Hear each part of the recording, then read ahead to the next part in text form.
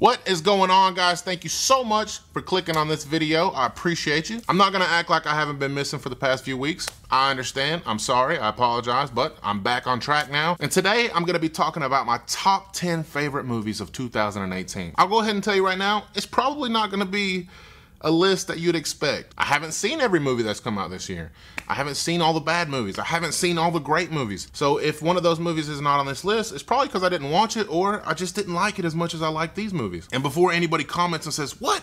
How come this movie wasn't on this list? How could you dare put that movie on your list and not put this movie on that list? Listen, guys, this is my top 10 favorite movies of 2018 list. These are the movies that I personally loved this year. So if you're interested in hearing what my favorite movies of the year are, let's start that intro.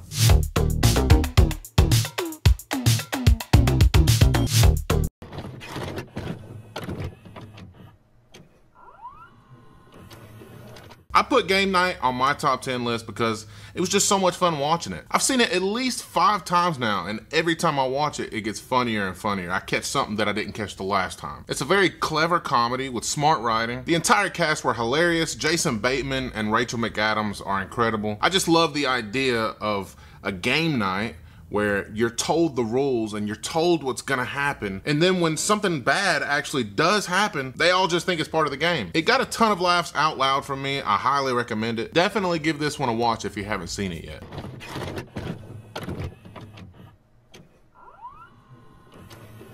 Mission Impossible Fallout was so damn insane. You expect a certain level of action when it comes to these Mission Impossible movies. You have high expectations when it comes to Tom Cruise playing Ethan Hunt, and all of those expectations are met with a very high standard. And this movie is going on my top 10 list because at this point, these movies should not be this good. Most of the time when a franchise like this gets past part 2, they start going sour. They start getting really bad.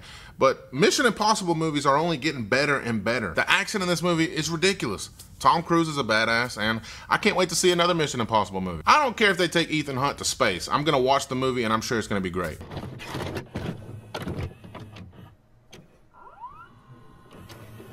I don't see how the movie Searching can't at least be considered to be on everyone's top 10 of 2018 list. It's a movie about a father who's searching for his daughter that went missing, and the entire movie shown through a FaceTime webcam format. These type of movies have been done so many times that it's been run into the dirt. But here, it's just different.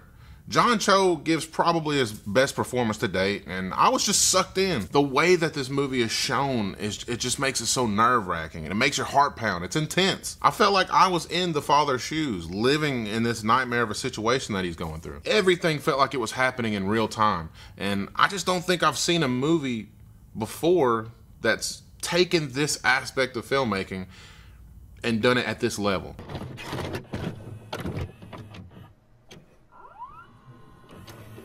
Bad Times at the El Royale was a big surprise for me because I didn't watch the trailer going into it, and it turned out to be very interesting, mysterious, and I just felt like I got my money's worth. It had a bunch of characters with a bunch of backgrounds, with a bunch of questions that needed to be answered. Who's the bad guy? Who's lying? He's acting suspicious. No, she's acting suspicious. I like it when a movie like this makes me go back and forth with myself in my head. Yes, it kind of felt like someone was attempting to make a Quentin Tarantino type movie, but guess what?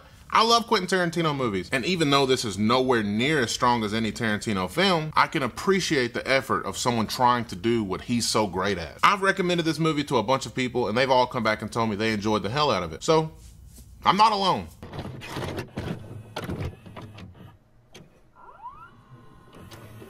Summer of '84 is a movie that I think has flown under a bunch of people's radars. Every time I've tried talking about it with someone, they have no idea what the hell I'm talking about. But I'm here to tell you, if you haven't seen it, watch it. It's definitely worth your time. You can watch it on demand. You can rent it on almost any TV for like $3 from the comfort of your own couch. It has a really authentic 80s feel to it, from the furniture in people's houses to the clothes that everyone's wearing. There's a bunch of people missing in this small town. There's people being murdered, and this group of kids believe that the serial killer on the loose is the next door neighbor. So they set out on their own little investigation to try and prove that they're right, and it's super suspenseful. It kept me intrigued all the way to the end, and I highly recommend it. I just love the look of this movie. I love the way it was directed, and yeah, it deserves to have the number 6 spot on my top 10 list of 2018.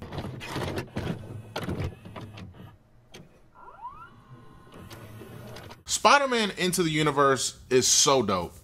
It's so dope that it's hard to explain why it's so dope. To me, this is groundbreaking animation. At first, it's very confusing to look at.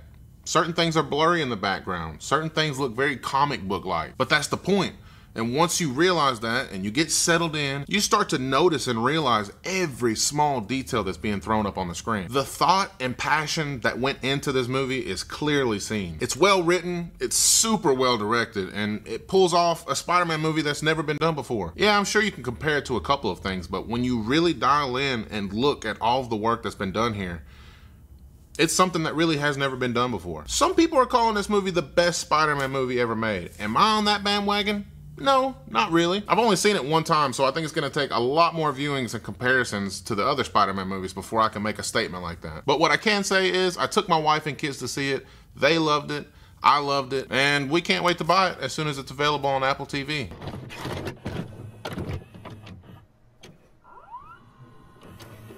Right now, you're probably a little bit confused. I'm sure you're not gonna see Love Simon on a bunch of reviewers' top 10 list, but I absolutely love this movie. Everything about it. Simon is such a likable guy. I cared so much about him and I just wanted him to be happy. I wanted this stress that he was carrying to just be gone. You're watching this kid in high school go through what most high schoolers usually go through. But on top of all that stress and pressure, he's gay. And he's closeted. He hasn't come out to anybody yet. Nobody knows. But when somebody finds out and threatens to blackmail him unless he helps do certain things, you just can't help but feel bad for the guy and root for him. It's such a heartfelt movie. It made me cry like a little baby. And it's a movie that needs to be seen in today's world. It should be accepted. It should be talked about. And I can't say enough how much I love Simon.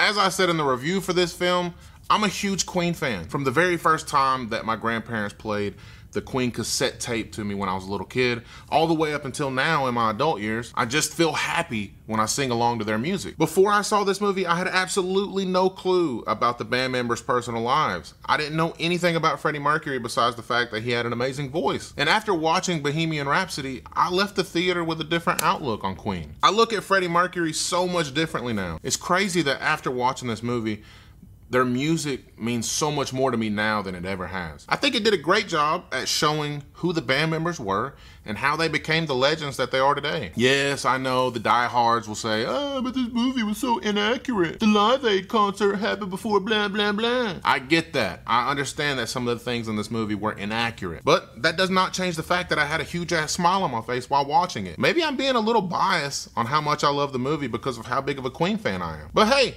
that's my opinion. It's my top 10 list. Shout out to Rami for bringing the Golden Globe home. Very well deserved. Let's see if he gets nominated for an Oscar.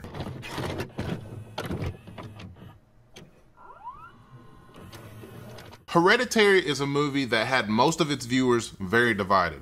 I personally know people who believe this movie is complete trash. I could see how some would watch this and think that it's slightly boring. I can even see how some will be confused when the film ends. But for me, I felt true fear.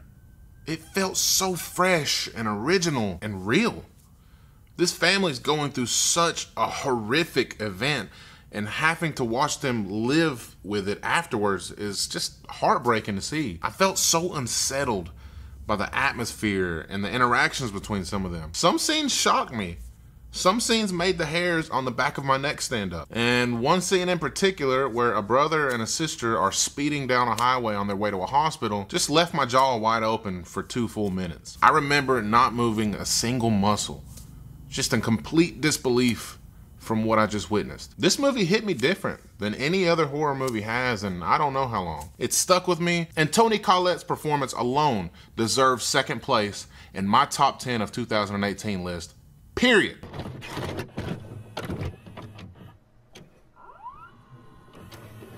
Listen, I had a really hard time trying to decide between Hereditary and Upgrade to be my #1 for the year. But when I really thought about how much fun I had at the theater while watching Upgrade, I finally made my decision. This was a low-budget movie with a very simple idea. Guy gets paralyzed, guy wants revenge, some other guy comes into the picture and says, look, I can give you this chip in your spine and it'll make you walk again. And from there, it's just a bloodbath, revenge, action thriller movie that takes off. I was blown away during several moments of this movie. I saw it like 4 times at the theater. And it had one of the best endings I've seen in a long time. An ending that literally left me speechless the first time I watched it. I talked about Upgrade nonstop for a couple weeks to a bunch of people, and I knew that it was gonna be on my top 10 list 100%. And now that the year is over, I can confidently say that Upgrade was my favorite movie of the year. That is it for this video, guys. I really hope you enjoyed it, and please comment down below. I wanna know what your top 10 list of 2018 is. Give me a like, subscribe if you enjoyed the video, and have a good one.